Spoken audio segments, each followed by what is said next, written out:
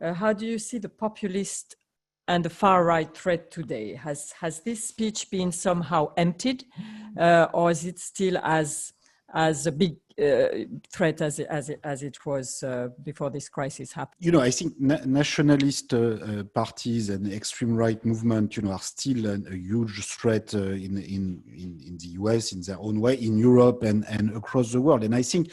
the only way to fight this threat in the long run is to reopen the discussion about different economic system and different economic policy. You know, I think the problem is that for too long, for many decades,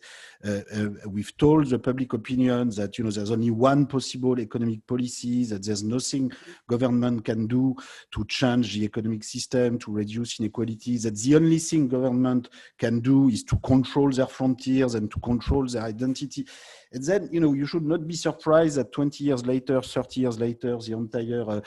political conversation is about border control and about identity. Because, you know, if you tell people there's only one centrist economic policy and no, you know, other policies, and, you know, the political fight is going to be about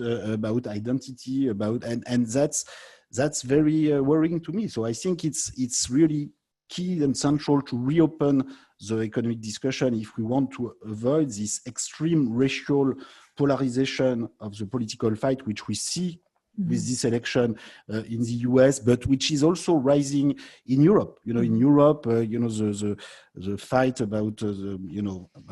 extra-European migrants, about Islam, you know, has grown, you know,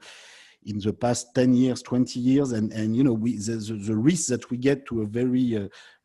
racially polarized in its own way politics in Europe is very, very real.